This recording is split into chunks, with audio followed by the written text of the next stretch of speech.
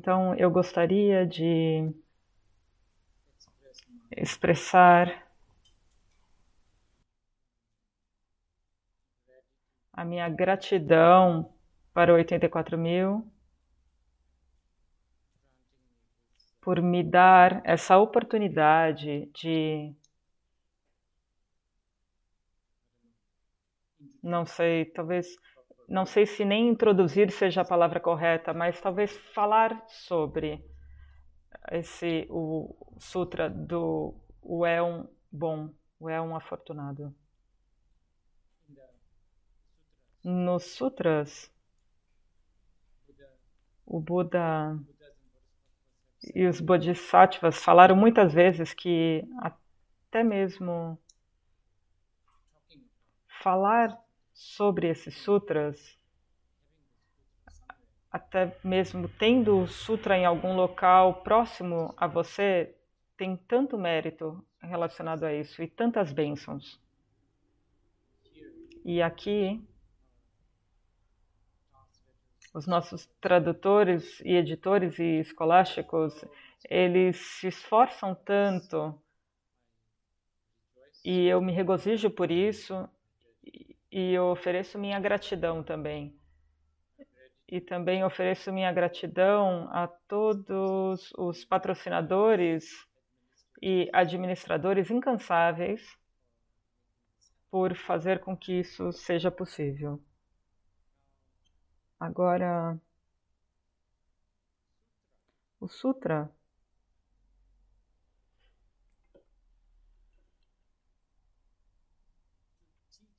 ensinar um Sutra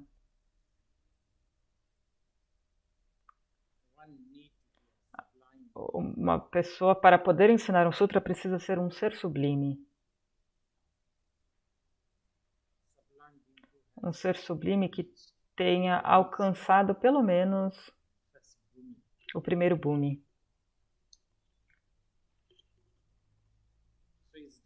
Então, por isso, existem os Shastras. O que eu estou querendo dizer aqui é que eu não quero dizer que eu estou ensinando esse sutra. Isso é para minha própria segurança, eu não posso dizer que eu estou ensinando o sutra.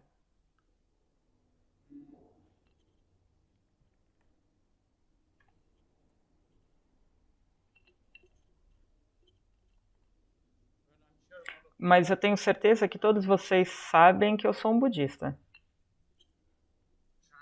Tentando ser, pelo menos.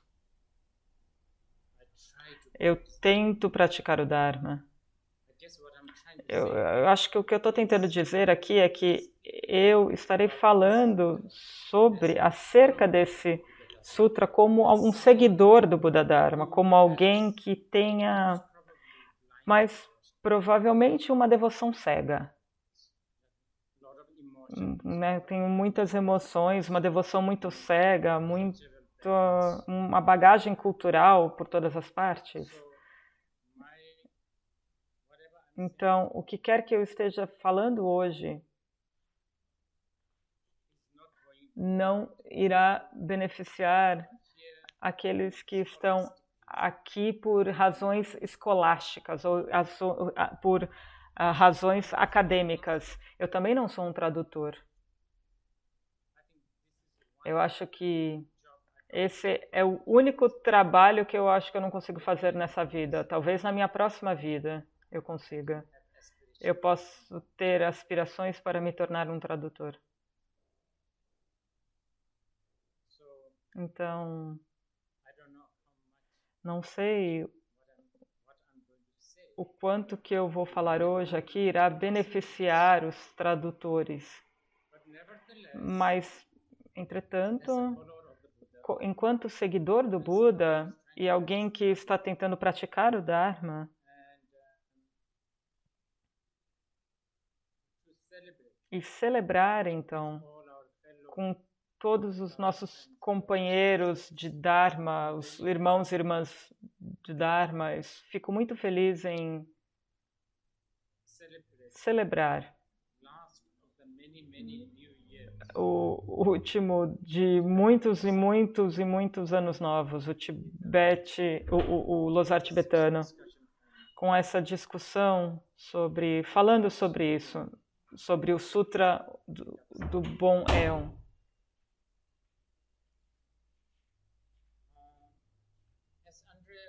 E como o Andreas já disse, esse é um sutra muito, muito grande. Grande no sentido físico mesmo, de tamanho. Ele é visivelmente grande, tem muitas páginas. E eu, na verdade, eu não deveria dizer familiar, mas talvez eu tenha lido o sutra, talvez umas 10, 20 vezes, 20 vezes, talvez até mais. Isso se deve somente porque, sabe, eu fui criado de uma forma muito tradicional. Então, quando eu estava sendo criado, meus professores me criaram com a esperança de que eu me tornasse um tipo de detentor, um rinpoche, um detentor de linhagem. E isso envolve dar aquilo que nós chamamos de transmissão oral, ou transmissão da leitura. E, na verdade, eu acho que o primeiro treinamento que nós recebemos, muito jovens, estamos falando de 5 anos de idade, quando temos 5 anos, a primeira coisa que eles te ensinam é ler rápido. Esse é o primeiro treinamento que você passa. E é um treinamento muito difícil. E Dodhikarbhasampa, esse sutra especificamente, ele é muito usado, especialmente comigo foi muito usado.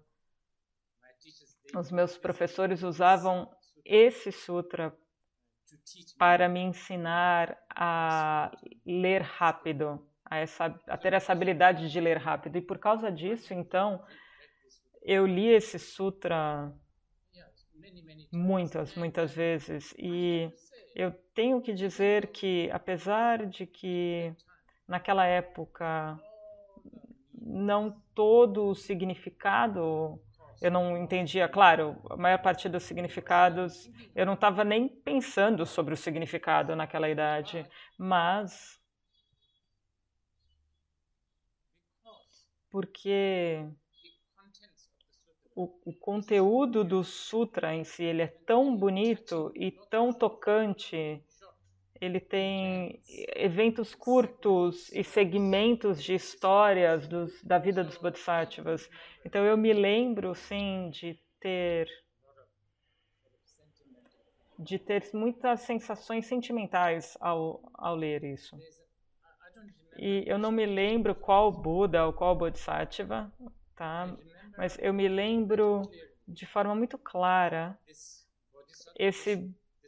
essa pessoa, esse Bodhisattva, essa pessoa que queria tomar o voto do Bodhisattva, e como um gesto auspicioso, normalmente aquele que deseja tomar o voto do Bodhisattva precisa oferecer algo, o que quer que seja, precisa ser oferecido ao mestre que dá o preceito. E existe uma parte específica onde essa pessoa, que era uma pessoa muito pobre, entretanto, que realmente desejava oferecer algo em troca. E esse mestre, que ele estava prestes a tomar o voto do Bodhisattva, ele era um artesão, ele fazia potes. E aí o que ele fez, ele juntou lama e ofereceu lama. E com isso ele tomou o voto do Bodhisattva. E imagina, quando criança crescendo, essa é uma imagem muito forte na sua mente, que nunca, na verdade, saiu de mim, sempre esteve comigo. Muito bem. Agora,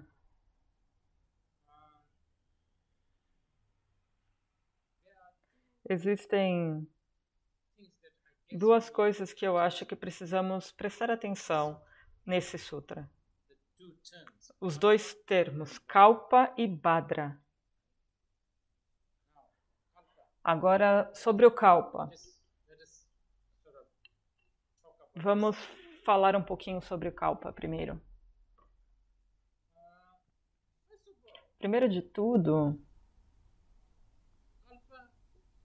o Kalpa, que é uma palavra do sânscrito, e eu acho que agora está virando também um termo em inglês, é isso que me disseram, na verdade. O Kalpa é um termo sânscrito, obviamente que vem da Índia. Agora, o que significa isso? A compreensão indiana do tempo.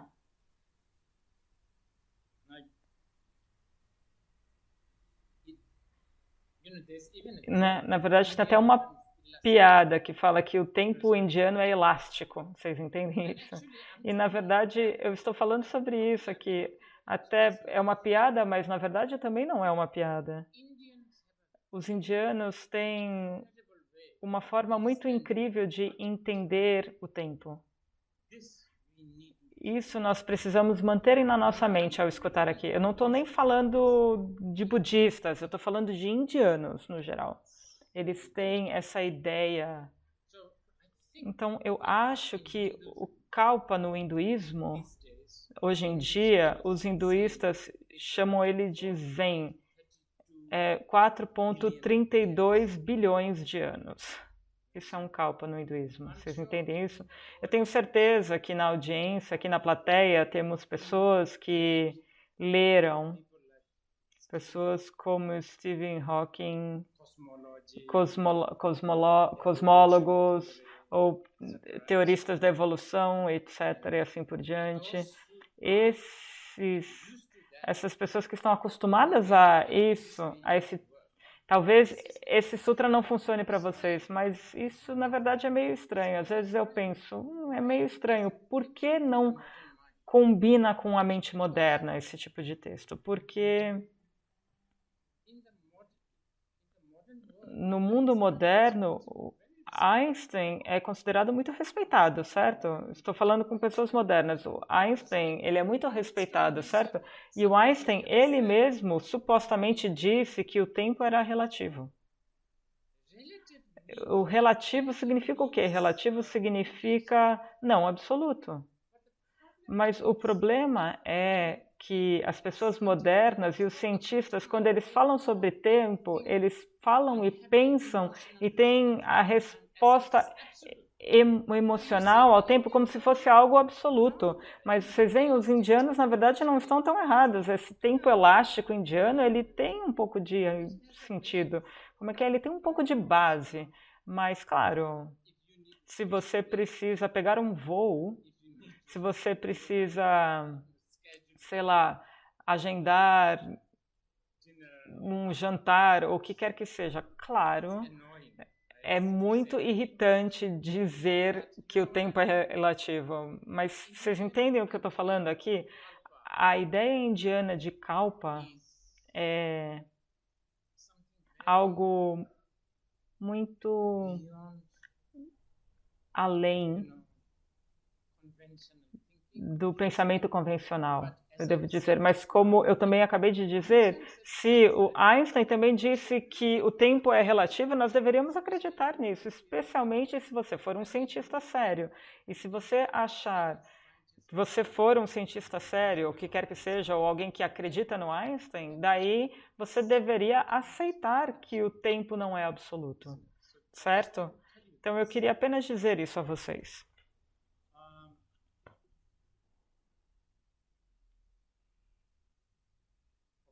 Muito bem.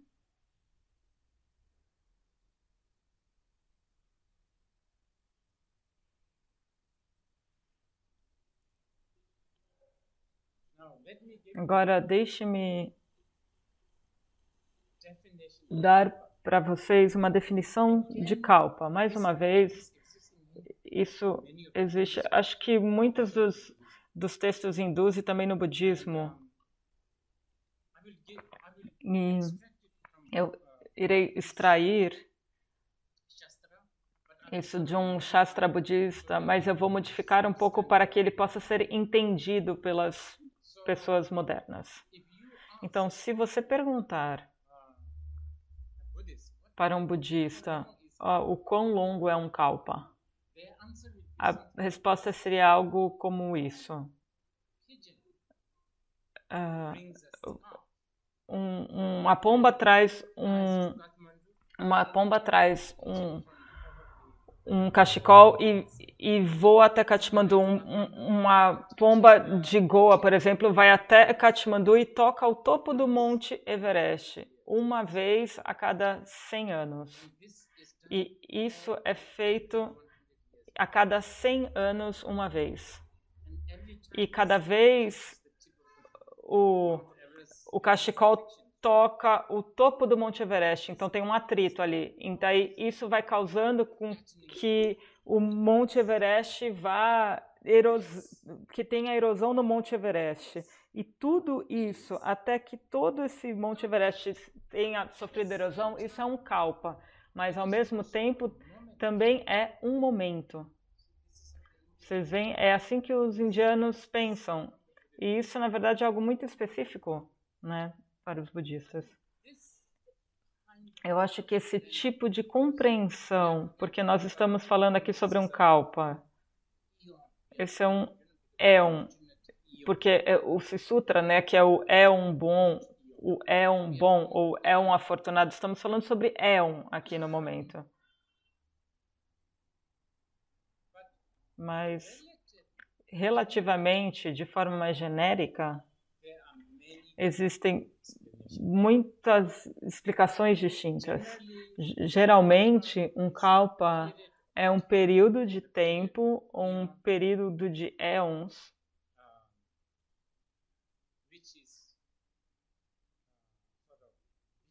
que estão entre a criação e a recriação. Isso é chamado de um kalpa. Ok? Então,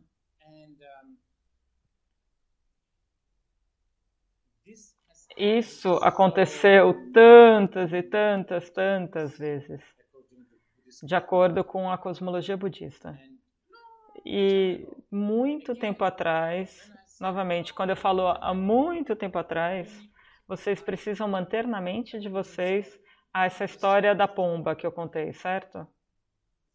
Então não é há muito tempo atrás, era uma vez, há 2.500 anos atrás, não é esse muito tempo atrás. Especialmente, estou esquecendo aqui de dizer isso, mas especialmente esse é um Sutra Mahayana. Eu falarei sobre isso mais tarde. Então, há muito tempo atrás, aconteceu a criação do universo, o mundo, o universo, e aí essa criação se dissolveu, supostamente. E aí quando ela dissolve, se torna como um oceano infinito.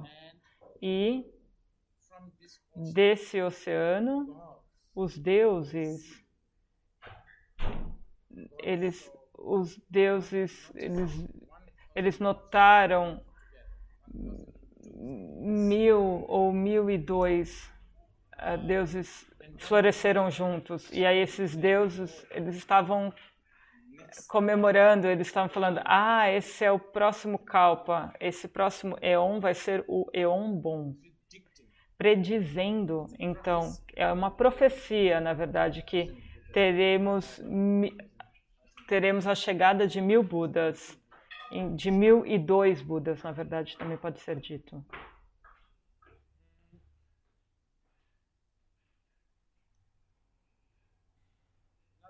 Agora, como eu estava dizendo, esse é um sutra do Mahayana.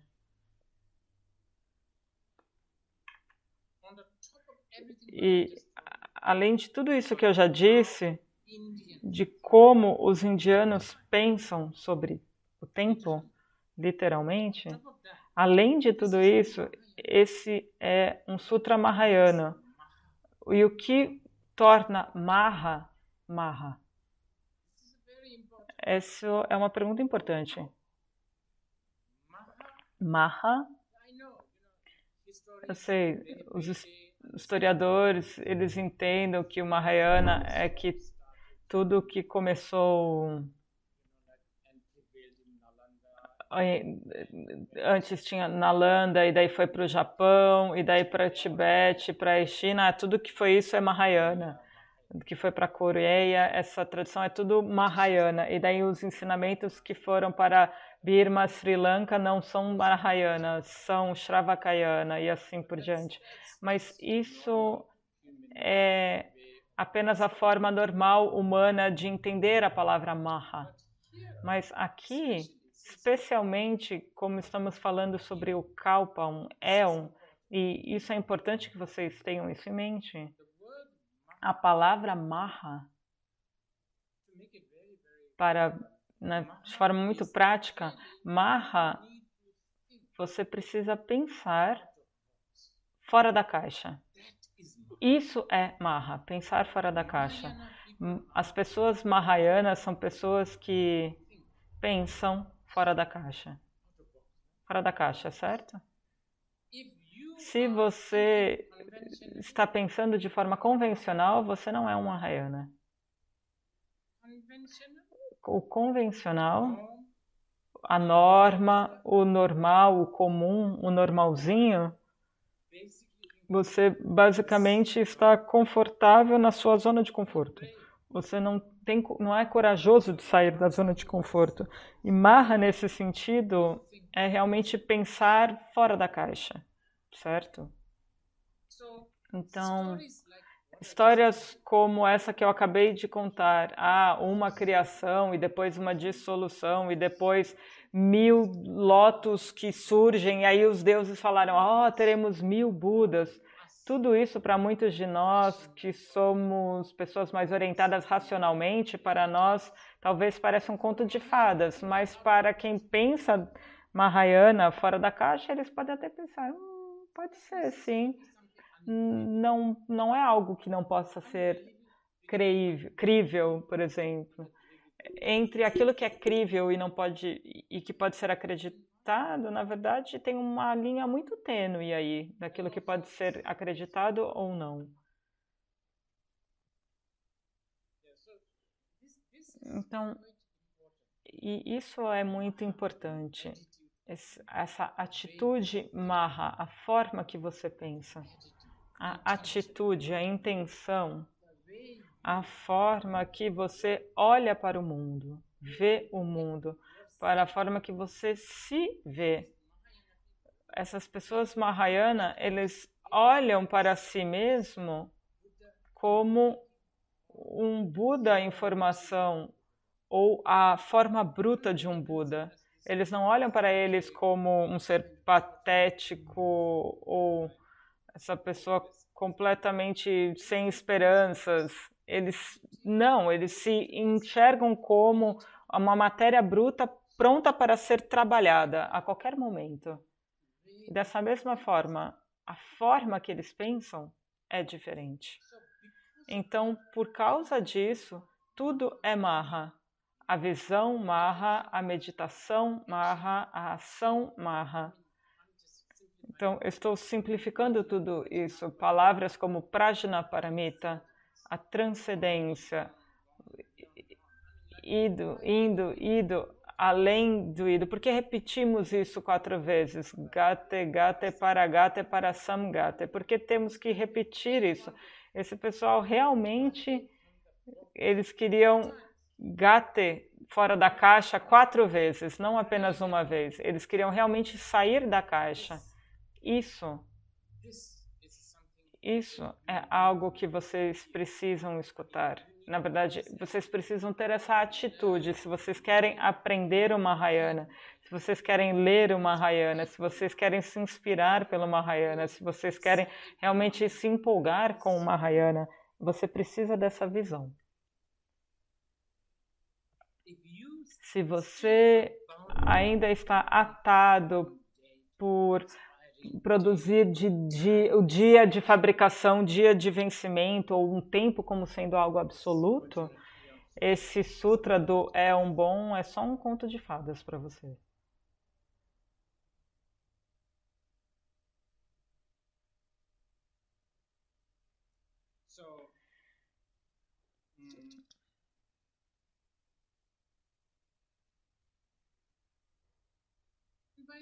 E a propósito, eu preciso falar isso. Tudo que eu digo aqui não significa que para ser um seguidor de Mahayana, você precisa ser cego.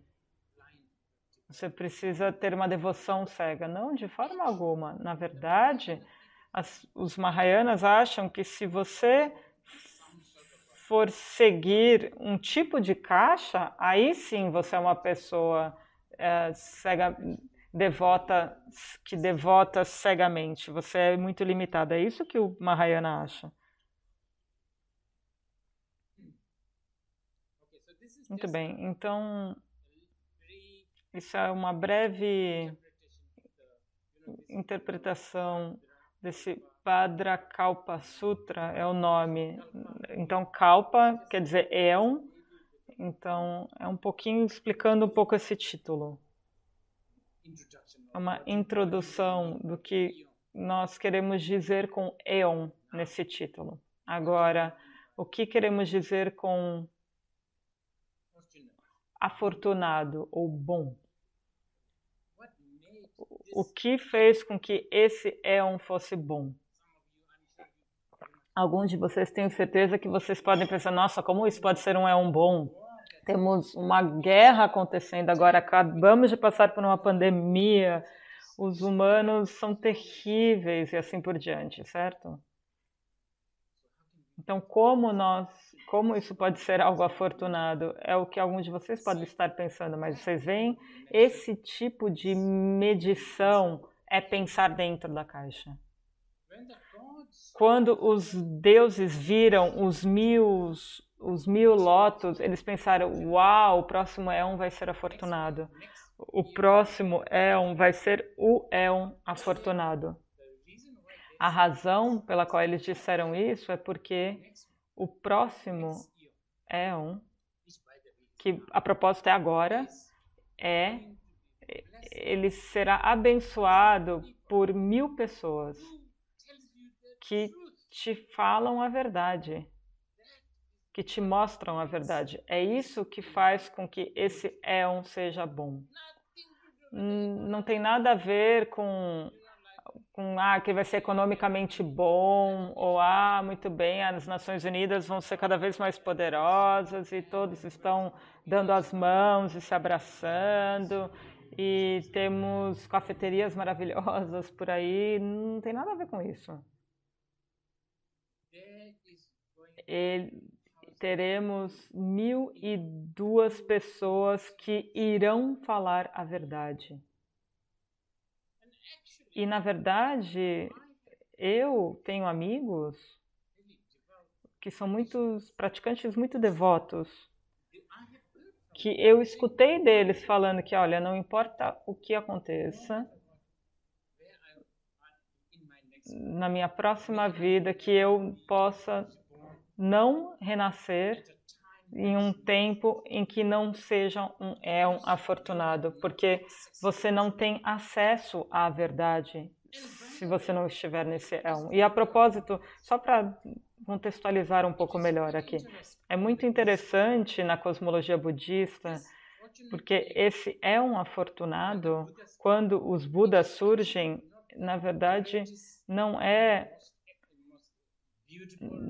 o momento mais bonito, maravilhoso e mais empolgante do mundo. Não é, porque de acordo com o budismo, quando tudo está funcionando muito bem, as pessoas elas não buscam pela verdade.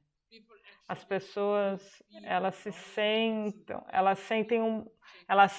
uma vontade de buscar a verdade quando tem uma situação mais que balança. Quando as coisas estão muito perfeitas, elas não buscam pela verdade. Mas quando as coisas estão mais instáveis, sim.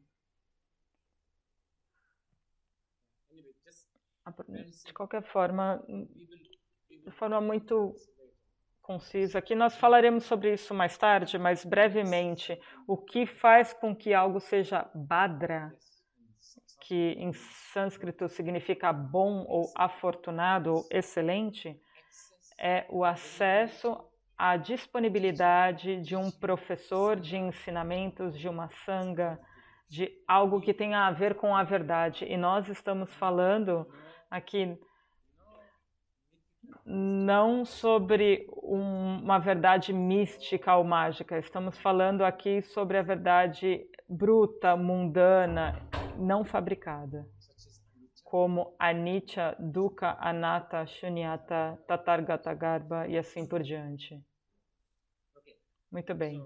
Então, esse é uma introdução muito breve.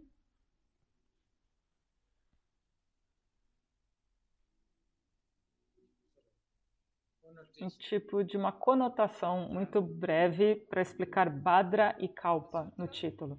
E o Sutra, normalmente no budismo, o Sutra se refere às palavras do Buda e Shastra se refere às palavras dos discípulos do Buda. Muito bem, então agora, como eu disse, na verdade esse é um sutra muito grande. Então, primeiro de tudo, ele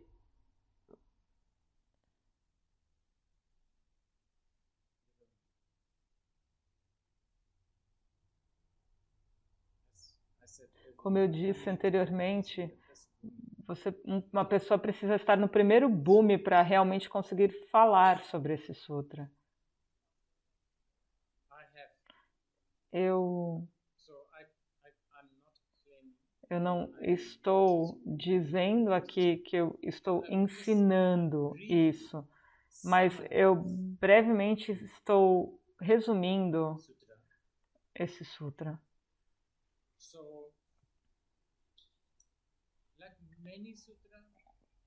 Então, como muitos sutras, esse sutra ele surge a partir de discussões e debates, é como ele surge, o texto. Por exemplo, o Sutra do Coração, ele surgiu, foi escrito porque o Shariputra, por curiosidade, fez uma pergunta e daí Avalokitesvara deu uma resposta. Então, é um pouquinho mais do que isso, esse sutra específico, porque no Sutra do Coração, o Buda não estava falando no começo. Só mais tarde ele falou, sim, muito bom, é isso mesmo. Então ele só confirmou, na verdade. Aqui, na verdade, o Buda começa a falar desde o começo. De qualquer forma, o Buda Shakyamuni, ele começou falando nesse sutra em Vaishali, no final de um retiro de verão, e tinham muitos e muitos monges. E, novamente, se você ler de fato o sutra, tem números como tem 100.000 monges, tinham algo como 80 milhões de bodhisattvas, ou talvez até mais. Novamente aqui, essa coisa dos números indianos. Vocês entendem isso, né? Mas se vocês puderem pensar fora da caixa, vocês realmente irão desfrutar disso. Se você for alguém que pensa em termos de metros cúbicos, esse tipo de coisa, então hoje você vai para Vaishali e vai pensar, nossa, onde que todo esse pessoal sentou 80 milhões de bodhisattvas? Como poderiam sentar 80 milhões de bodhisattvas aqui em Vaishali? De qualquer forma, dentre eles, tinha um grande bodhisattva. E esse bodhisattva, na verdade, ele não aparece muitas vezes. É muito raro ele aparecer. Mas, normalmente, os sutras sempre começam com pessoas como Manjushri, ou Subhuti, Ananda, Avalokitesvara. Mas aqui tem um bodhisattva da Alegria Suprema, que acho que é o nome dele. traduzido muito livremente, Alegria Suprema. Ele estava meditando naquela época e aí ele pausou ou saiu do estado meditativo e, junto com muitos monges, quase que eu me esqueço aqui. Isso é algo que eu quero enfatizar bastante para aqueles que desejam estudar o budismo. Muitas vezes, especialmente no Mahayana, nos sutras Mahayana, a plateia é tão importante olhar para a lista da plateia. Eu sei que é muito entediante. Eu pulei várias vezes essa lista, por exemplo, no Sutra Avatamsaka, quase as primeiras 100 páginas são uma lista de nomes de quem estava lá na plateia. E quando eu estava lendo o Sutra Avatamsaka, várias vezes eu acabava pulando. São nomes e nomes, páginas e nomes. Mas agora eu me arrependo. Recentemente eu estava lendo essa lista e fiquei fascinado. É fascinado ver a lista. E é igual aqui com esse sutra. Quando o Bodhisattva da Alegria Suprema saiu do estado de meditação junto com os monges e outros discípulos, que incluem devas, nagas, arakshasas e yakshas, fantasmas, demônios.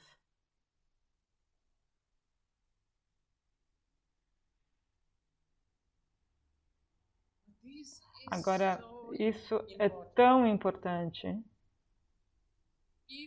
Mesmo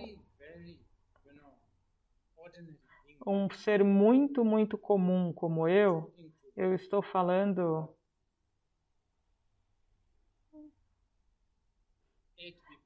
com 8 pessoas que estão na minha frente e não sei quantas pessoas estão aí no computador.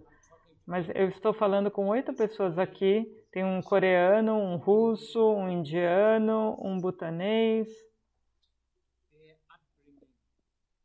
Como eles foram criados, a cultura deles, não apenas isso. Quantos masalas eles acabaram de comer? Apenas as pessoas que estão aqui nesse ensinamento. E alguns deles talvez tenham bebido álcool ou tenham comido alguma coisa, ou sei lá qual é a carga familiar, a bagagem familiar que eles têm, ou o estado mental e psíquico que eles têm. Isso irá fazer uma grande diferença de como eles entendem aquilo que eu estou falando. Então, imaginem quando o Buda ensinou isso, tinham fantasmas, rakshasas, nagas. Eles têm uma compreensão completamente distinta. Apenas imaginem se nós pudéssemos entrar na mente de um dos nagas, ou yakshas, ou rahulas, na mente deles e tentar entender como eles entenderam isso. Isso é algo que nós, pulamos muitas vezes, não pensamos nisso, mas é algo muito importante também.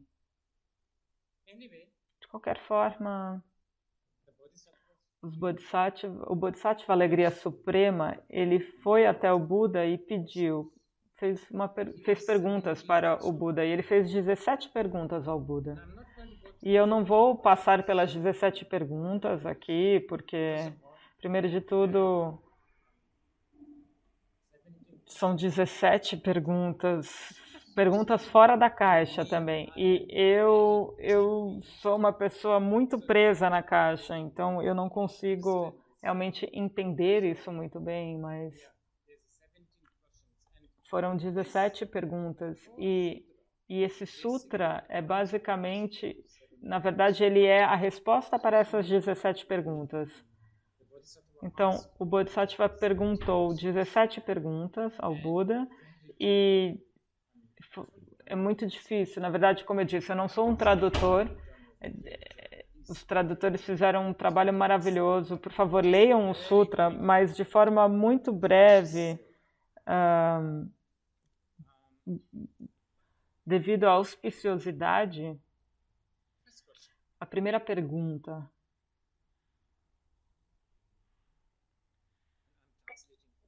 e eu estou realmente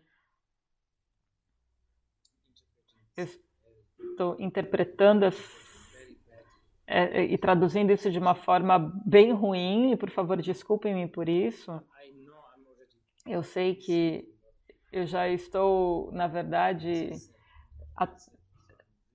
confundindo muitas pessoas aqui. Como eu disse, eu não sou um bom tradutor, mas eu vou simplesmente expressar aqui o que eu entendi. Eu não estou falando a minha inabilidade de traduzir a palavra em si, mas sim a inabilidade de entender de fato o que está sendo dito. Mas o que eu entendo, eu vou tentar compartilhar. De qualquer forma, o Bodhisattva Alegria Suprema foi até o Buda e pergunta para ele: quando um Bodhisattva, o que um Bodhisattva precisa fazer? Estou fazendo uma tradução muito crua aqui. O que um Bodhisattva deve fazer para entender a mente e a ação dos outros seres sencientes? Na verdade, é uma pergunta muito importante.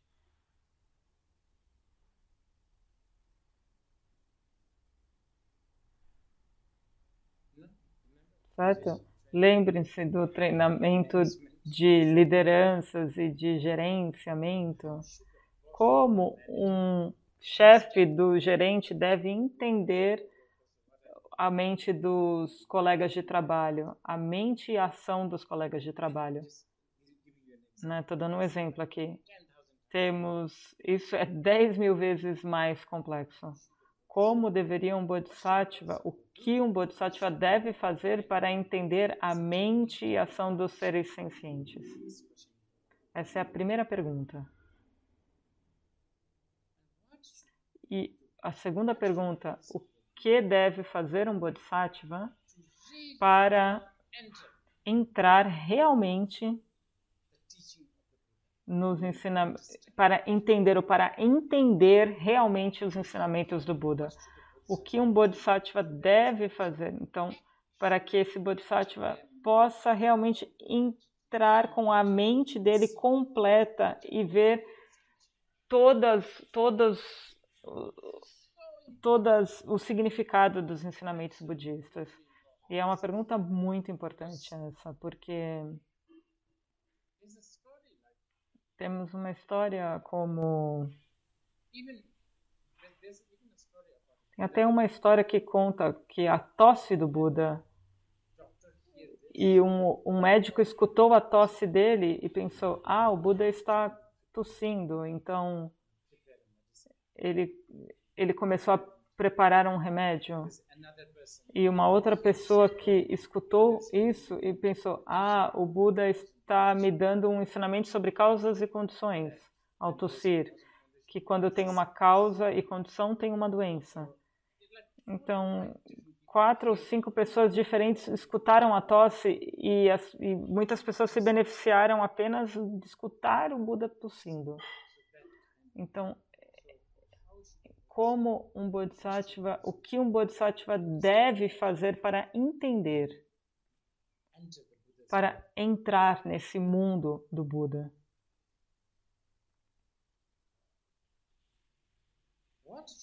O que um Bodhisattva deve fazer para que um Bodhisattva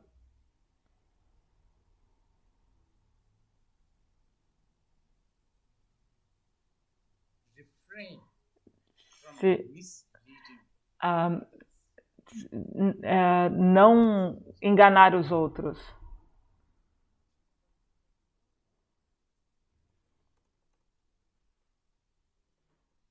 Abster-se de enganar os outros.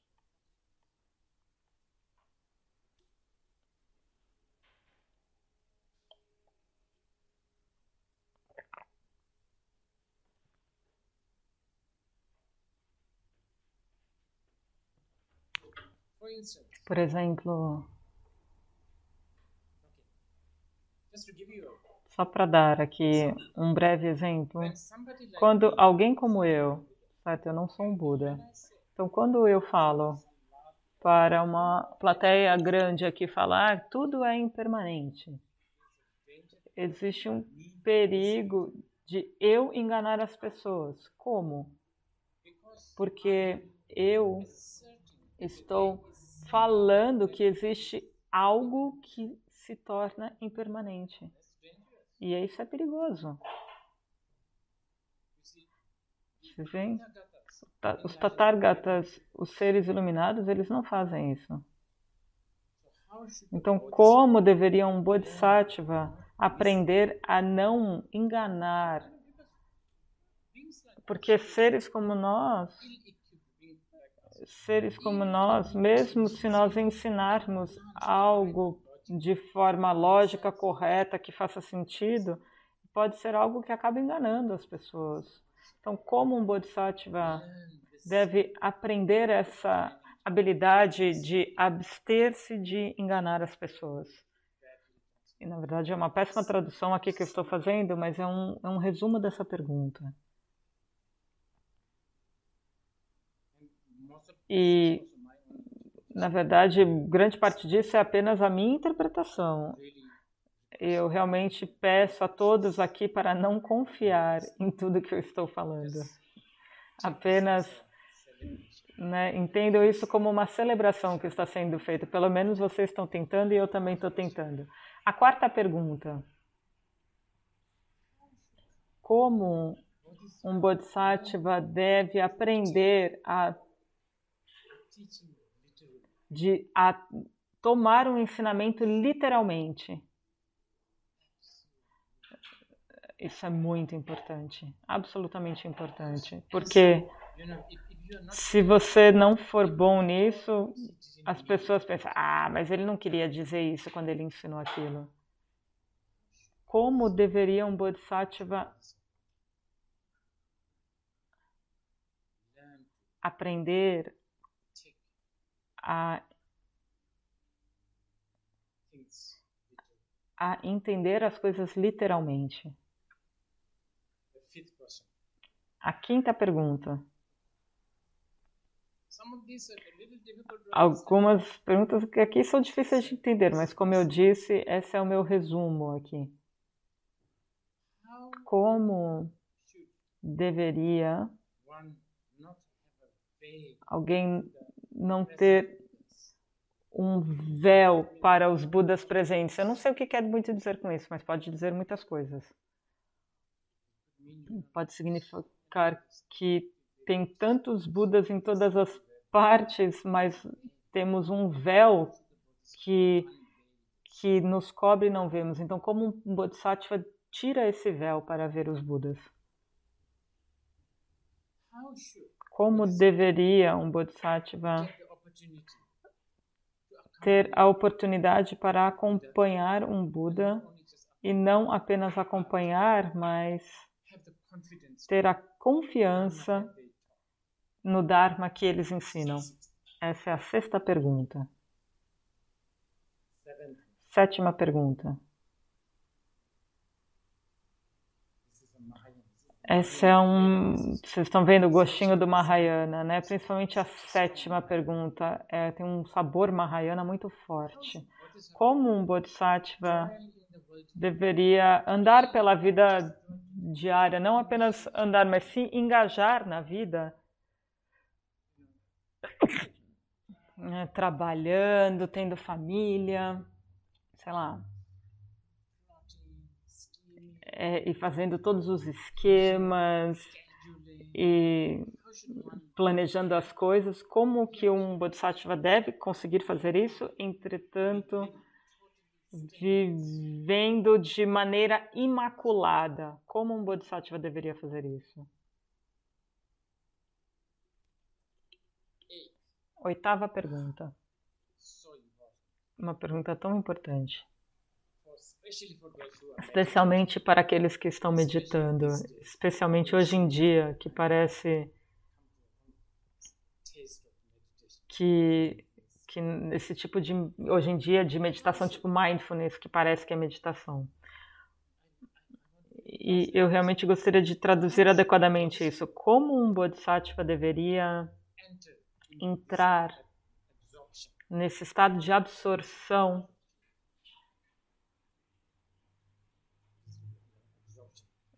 Como um Bodhisattva. Acho que absorção é bom.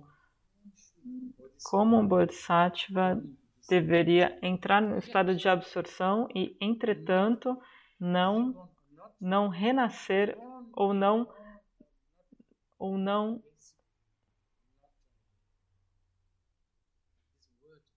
é que na verdade essa palavra je, que na verdade é nascer ou surgir ou existir. Isso é importante. Então, como um Bodhisattva deveria entrar nesse estado de absorção, entretanto, não renascer ou surgir nos parâmetros da absorção. Nascer ou existir, ou ficar ali, né? Que ele não quer soltar esse estado gostoso e agradável, ou proteger esse estado, ou agarrar-se a esse estado, agarrar-se ao mindfulness, agarrar-se a esse estado de absorção. Porque quando você vai no estado de absorção, e aí quando você fica preso ali e você fica andando ali, você tem constipação, e é isso o que nós não queremos que aconteça. E agora, cada vez mais interessante, muito mais Mahayana. Como um Bodhisattva deveria desfrutar e realmente utilizar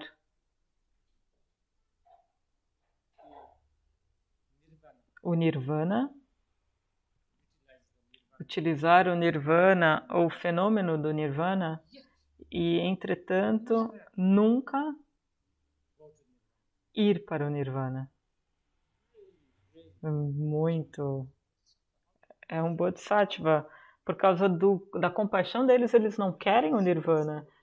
Tem Bodhisattvas como a Geshe-Karma que rezava no fundo do coração: por favor, eu não quero me iluminar enquanto os outros seres sencientes não se iluminarem, e assim por diante.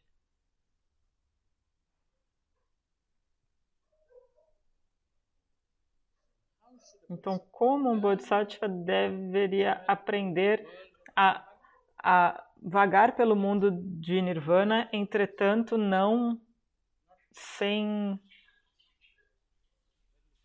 Deixa eu traduzir assim. Como um Bodhisattva deveria aprender a vagar ou a desfrutar e utilizar os bens do Nirvana, porém sem ficar chapado pelo Nirvana. Acho que essa é a melhor palavra.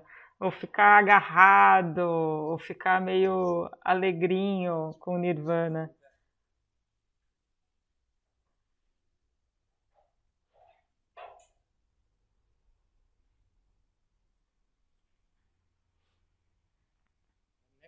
A próxima é bem Mahayana. Como um Bodhisattva se torna um Arhat ou aprende as habilidades e desfruta e utiliza o estado e o poder e as qualidades de Arhat e dos Budas Pratyekayana. Como um Bodhisattva deveria fazer isso, mas sem nunca desejar ser um Arhat e um Pratyekayana Buda. Não se esqueçam, lembra que eu falei no começo que isso é um Sutra Mahayana.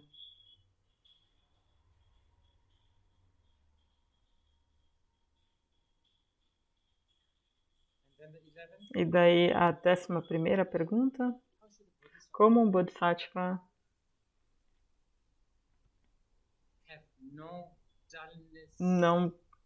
pode não ter torpor ou distrações ou ou, ou algo não claro quando ele se lembra do Buda. E isso, o não estar adormecido quando se lembra do Buda. E não estamos apenas falando aqui como lembrando-se da figura do Buda, mas estamos falando do Buda interno e assim por diante.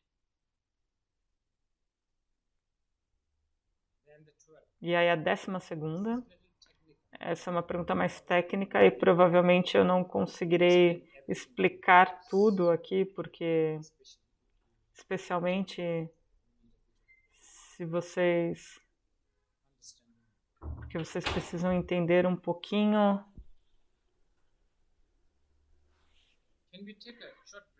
Podemos fazer um breve intervalo aqui? Minha bateria está muito baixa e eu preciso pegar o meu recarregador.